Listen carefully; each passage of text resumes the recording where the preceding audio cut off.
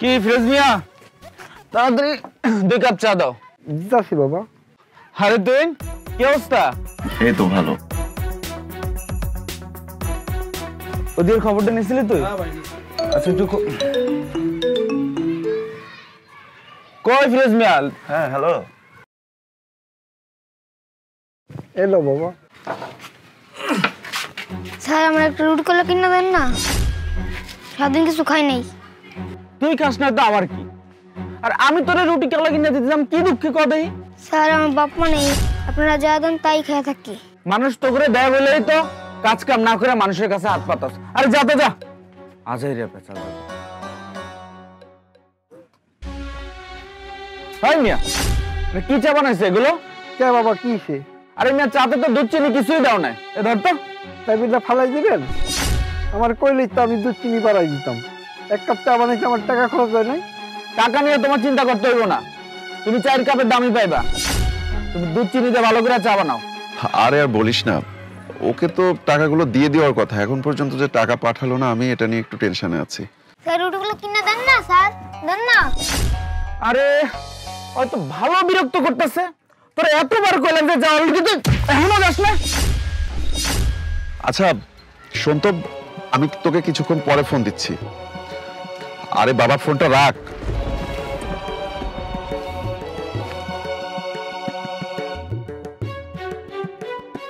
আরে আশ্চর্য, এই ভাই আপনি এই বাচ্চাটাকে এভাবে লাথি মেরে ফেলে দিলেন কেন? ওই মিয়া, লাথি মারবো না তুই কি করবি? আর বারবার এসে আমারে বিরক্ত করতেছে। আরে ভাই, ও আপনার কাছে বিরক্ত করছিল কারণ এই বাচ্চাটা সারা দিন কিছু খায়নি।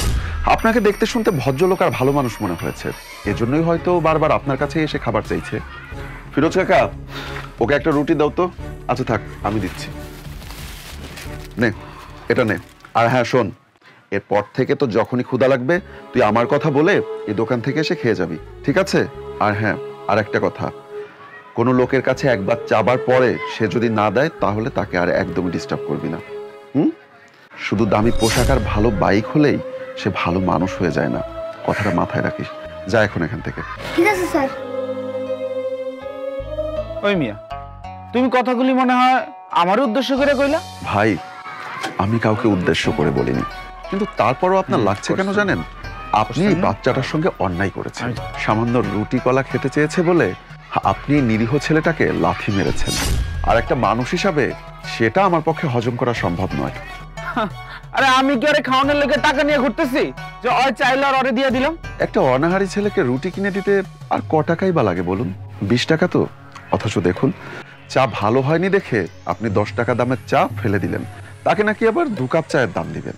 কিন্তু দেখেন, এই ছেলেটা কত করে বলার পরও আপনি তাকে রুটি কলা কিনে দিলেন না, বরং উল্টো আপনি তাকে লাথি মেরে ফেলে দিলেন। শুনুন, আমরা মানুষ হচ্ছে এই পৃথিবীর শ্রেষ্ঠ জীব, আশরাফুল মাখলুকাত, কিন্তু সেরা জীব আমরা এমনি এমনি হইনি। আমাদের মধ্যে আছে মনুষ্যত্ব আর মানবতাবোধ। তা না হলে অন্য সকল পশু পাখির সঙ্গে আমাদের কোনো পার্থক্যই থাকতো না। সে যাই হোক, কখনো কোনো অসহায় মানুষের সঙ্গে খারাপ আচরণ করবেন না। সেটা না হলে আজ এই ছেলেটার সঙ্গে যেটা ঘটে গেছে সেটা আপনার সঙ্গেও ঘটতে পারে। কাকা, এ নাও তোমার চায়ের দামটা রাখো। মনে রাখবেন, ধনী গরিব আল্লাহ পাকেরই সৃষ্টি, তাই যারা ধনী আছি তারা যেন গরিব অসহায় মানুষদের সাথে খারাপ ব্যবহার না করি, যার যার সামর্থ্য অনুযায়ী যেন তাদের সহযোগিতা করি।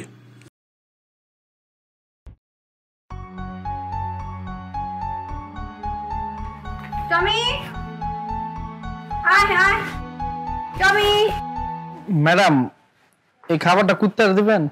হ্যাঁ, এটা কুকুরের জন্য আনছি। এই খাবারটা আমার দেন না। পরে দিব মানে? তুই তো একটু আগে খেলি। কাম আছে, দেন না আমারে। দেখ, আমার জানার মতে তোর খাবার দাবার ভরণ পোষণ সবকিছু ঠিক মতো দিই, কিন্তু তুই এই খাবার দিয়ে কি করবি? এমনি আপনি দেন না, আপনি তো এটা কুত্তারই দিয়ে দিবেন, আমারও দেন খাবারটা। বুঝতেছি না তুই এই খাবার দিয়ে কি করবি। যা, তুই তোর কাজে যা, তো এটা কুকুরে দিতে দে। না ম্যাডাম, জোড়া খাবার হয়েছে, কি হয়েছে, সমস্যা নাই, আপনি দেন খাবারটা, আমার দেন। বুঝতেছি না তুই এই খাবার দিয়ে কি করবি। যা, তুই তোর কাজে যা। দেন, কুত্তারে আমি নয় দিম না, দেন। বুঝলাম না। আচ্ছা ঠিক আছে, এত করে যখন বলতেছিস নে। ঠিক আছে, আপনি ভিতর যান, আমি দিব না। আচ্ছা।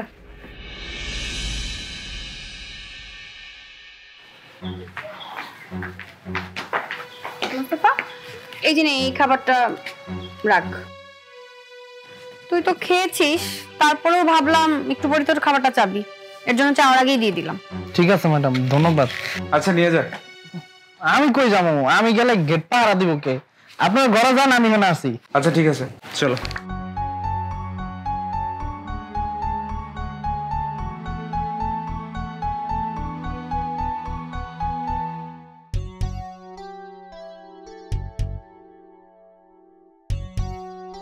হ্যাঁ রে খালা, দাঁড়াইতেছেন কে? বহেন বহেন। খালা, আজকে না 1 প্যাকেট খাবার আনতে পারছি, বুঝছেন? আপনারা কষ্ট করে মামে খেয়ে নেন। আচ্ছা বাজান, বহেন, খান খান।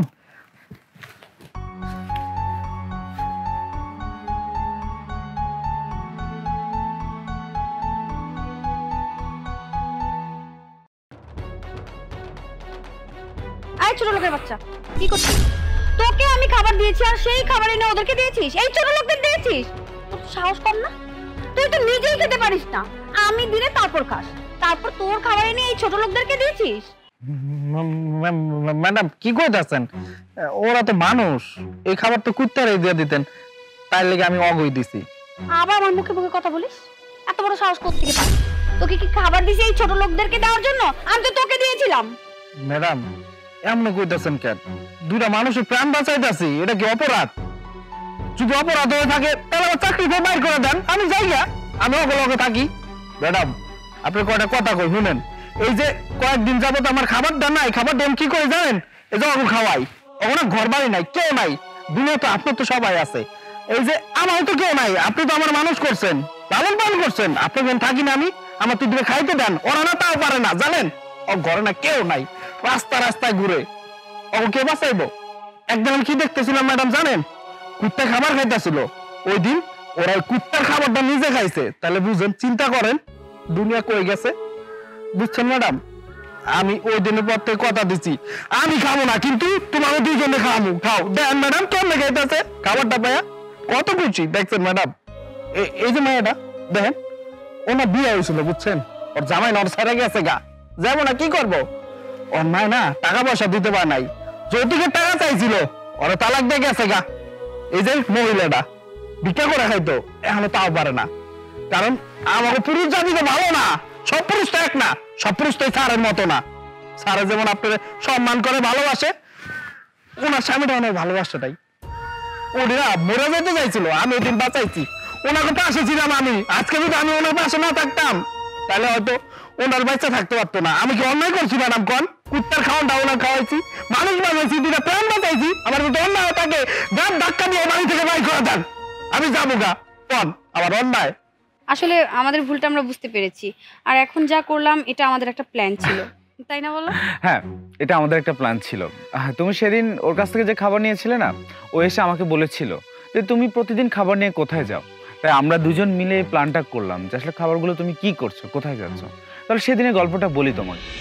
কি বলবো বলো তো মোস্তফার ব্যাপারে, কি হয়েছিল? হ্যাঁ, ওকে তো ইদানিং দুপুরবেলা ঠিক মতোই খেতে দিই, তারপরও ও এক্সট্রা খাবার চায়, কয়েকবার চেয়ে নিয়েছে, তারপর থেকে আমি নিজেই দিই, কিন্তু আমার কথা হচ্ছে ওই খাবারগুলো দিয়ে কি করে, কাকে দেয়? ও তো ঠিক মতো খায়, তাহলে খাবারগুলো কোথায় যায় বুঝতেছি না আমি, বলো তো কি করা যায়? মোস্তফা এক্সট্রা খাবার নিয়ে কি করবে? ও তো আমাদের বাসার নিচেই থাকে, আর ওর পরিবার তো দেশের বাড়িতে থাকে, এক্সট্রা খাবার নিয়ে ও কি করবে? আচ্ছা একটা কাজ করি, চলো। ঠিক আছে, কালকে মোস্তফা যখন আবার খাবার নিতে আসবে, তখন মোস্তফা খাবার নেওয়ার পরে আমরা মোস্তফার পিছু পিছু যাব, দেখবো খাবারগুলো কি করছে। ঠিকই বলেছ, এই পরীক্ষাটা তো করতেই পারি আমরা। এইটা করলে হচ্ছে যে প্রবলেম সলিউশন, যে আসলে ও খাবারগুলো কি করছে, তাহলে তো হয়ে গেল। এই ছিল আমাদের প্ল্যান। যাই হোক, তুমি অনেক বড় একটা কাজ করেছো। এখনকার সময় তো মানুষের ভিতরে এত মানবতা দেখা যায় না। আর আপনারা আজকের থেকে আমার বাসার মেহমান, আপনাদের যখন মন চাইবে তখন আপনারা চলে আসবেন আমাদের বাসায় খাওয়া দাওয়া করতে। মোস্তফা, তুই আমাদের আসলে চোখ খুলে দিয়েছিস। স্যার ম্যাডাম আপনাকে অসংখ্য ধন্যবাদ, আমি কিচ্ছু মনে করি না স্যার। এই তোমরা খাও, খাও না কে খাও। আর এভাবে আপনাদের খেতে হবে না, এখন থেকে আমার বাসার সামনে আপনারা প্রতিদিন আসবেন, আমি নিজে আপনাদেরকে খেতে দিব। অবশ্যই আসবেন কিন্তু মোস্তফা বাসায়। আসসালামু আলাইকুম ম্যাডাম। ওয়ালাইকুম আসসালাম।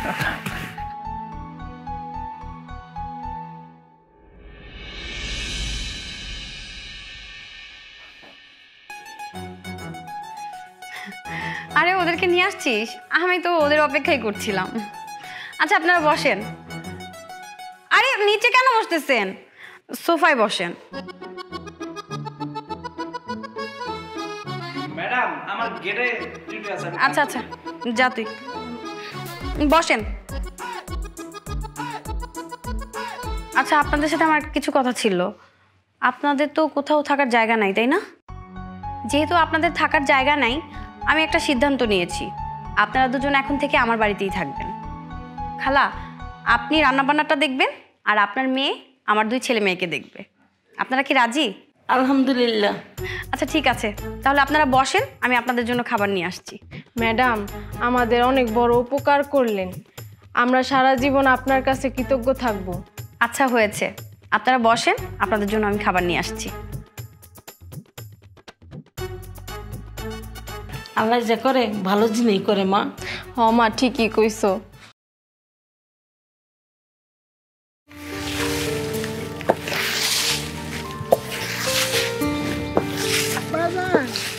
কি করতেছ? এই তো মা, এই যে ঘরের সামনে কিছু ময়লা জমেছিল, ওইগুলা পরিষ্কার করতেছি। কেন মা, কিছু কইবা তুমি? না বাজান, তোরে যে কেমনে কই না, তোরা তো এমনি টাকা পয়সা থাকে না। থাকবো কেমনে মা, গরু পালা ছাড়া তো আমি আর কোনো কামই জানি না। তাই গরুর দুধ বেচে যা পাই তাতে তো আমাকে কিছুই থাকে না। এরপরও কও তোমার কি লাগবো? কইছিলাম কি, এই যে একটা চাদর, যে শীত পড়ছে, এই পাতলা চাদরটা দিয়ে না আর শীত সহ্য করন যায় না। বাজান তোর কাছে কয়টা টাকা থাকলে দে না, আমি একটা চাদর কিনি। মা টাকা থাকলে আমি তোমার না করতাম না, কিন্তু সত্যি কথা কইতে আমার কাছে মাত্র 1,000 টাকায় আসিল, সেইটাও তোমার ছোট পোলায় নিয়ে নিছে। অহন টাকা আইতে আইতে আবার মাসের শেষ। আচ্ছা ঠিক আছে, তাইলে মাসের শেষে কিনমুনে। ও মা, সেইটা তো তুমি কিনতেই পারো, কিন্তু মাস শেষ হইতে তো অহনো দিন 15 বাকি। ও মা, আমি তোমারে কই কি, তুমি বরং তোমার ছোট পোলার কাছে গিয়া কিছু টাকা চাও। না না বাবা, ওর কাছে টাকা চাইতে আমার ভাল লাগে না, ওই যেই ব্যবহার করে।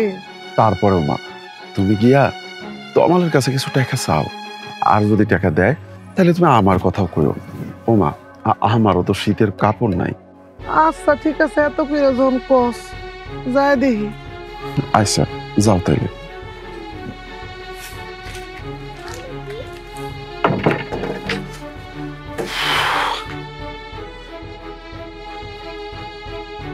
বাজান, ও বাজান।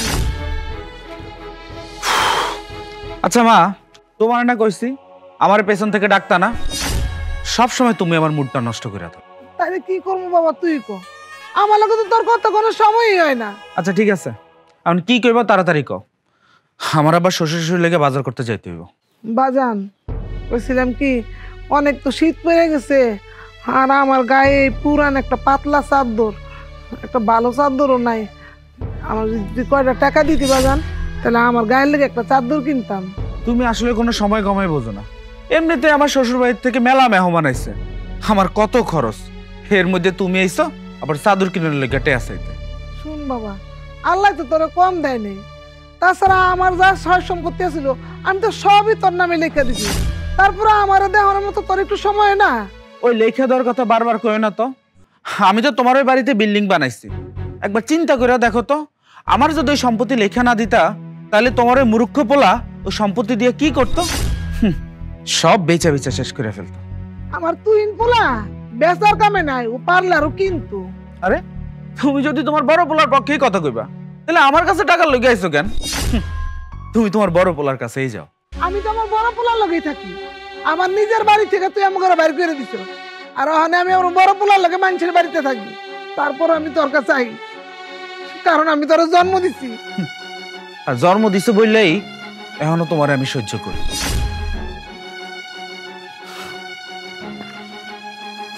1000 টাকা নাও, এটা দিয়ে চাদর কিনে নিও। কইছিলাম কি বাজান, টাকাই যখন দিলি তাহলে আর কত টাকা বাড়াই দে না। তোর বড় ভাইটার না একটা শীতের কাপড় নাই। শোনো, এই 1000 টাকা দিয়া তোমার চাদর হইব, তোমার পোলার জাম্পার হইব। এখন যাও, আমার কাম আছে। আর আরেকটা কথা, তোমার যেন আমার বিল্ডিং এর আশেপাশে আর কোনোদিন না দেখি। তোমার যা পোশাক আশাক, এ আমার শ্বশুর বাড়ির মানুষ দেখলে আমার প্রেস্টিজে বাঁচবো।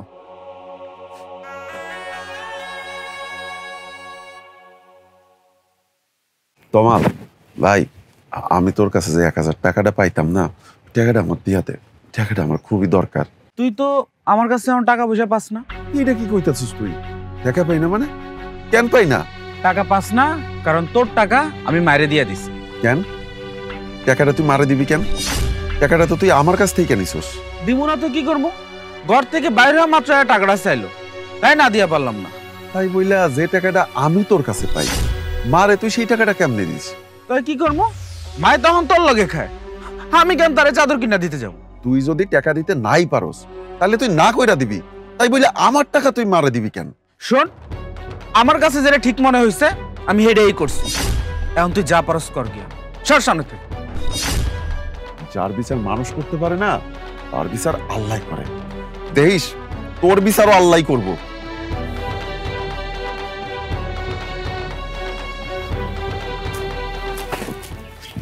বাজান, এই দেখ তোর লেগে কি আনছি। কি আনছো মা? এই যে দেখ তোর লেগে সুন্দর একটা, এই যে দেখ বাবা, পয়লা দেখ কেমন হয়েছে। তুমি আনছো আর ভালো হইব না? এটা কি কখনো হইতে পারে মা? ধরো, এটা ধরো। আল্লাহ, সোয়েটারটা তো মোটা আছে মা। ধরো।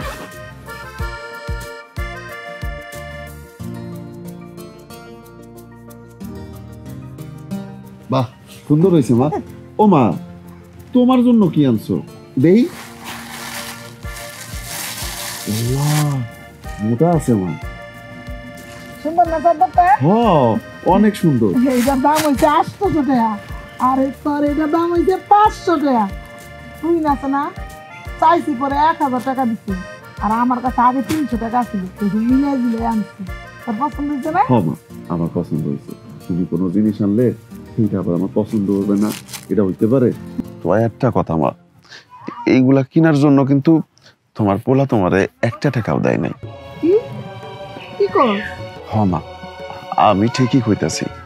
আরে বাবা, ও তো আমাদের কিছুই দিতে চায় না, সেখানে 1000 টাকা তো অনেক। বাজারে যাওয়ার সময় তোমার পোলার লগে আমার দেখা হয়েছিল, পরে আমি আমার পাওনা টাকাটা ওর কাছে চাইলাম।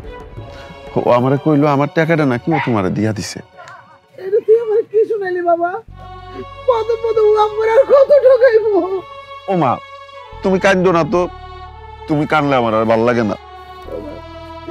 তোর ঠকায় আমার যত সম্পত্তি আছে সব আমি ওর নামে লেখা দিলাম, আর এই প্রতিদানে ও আমারও বাড়ি থেকে বাইর করে দিল।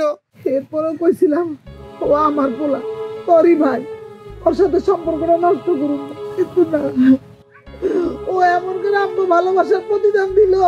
তুমি দুঃখ করো না, তোমার বড় পোলা বাইসে আছে না, আমাগুলো দিন ফিরবো, তখন দেখবা তোমার আমার আর কোনো দুঃখ থাকবো না। বাজার, আমার তুই মাফ করে দে। ওর মিঠা কথায় পড়ে গিয়ে আমি তোর কত বড় ঠকাইছি। বাজার, তুই যদি আমার মাফ না করো, তাহলে আমার কাল পরকাল কোনো কালই শান্তি হইব না। সত্যি কথা কইতে মা, তুমি যেটা ভালো মনে করছো তুমি সেইটাই করছো। কোনো মা তো আর তার সন্তানের খারাপ চায় না। হয়তো তুমি আমারও ভালো করতে চাইছিলা, সেইটা কোনোভাবে খারাপ হয়ে গেছে।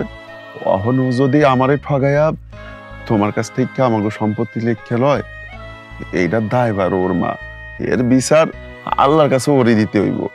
তো ওই মা, তুমি একটা কথা মনে রাখো, আল্লাহ যদি কাউকে না ঠকায়, তারে কেউ কখনোই ঠকাইতে পারে না। এই তোমার দোয়া যদি আমার কাছে থাকে, তাহলে আল্লাহ আমারে মান সম্মান টাকা পয়সা সবকিছু দিব মা। ও বাবা, তুই ঠিকই কইছিস। আমি যে পাপ করছি তার শাস্তি আমি এই দুনিয়াতেই পাইতেছি।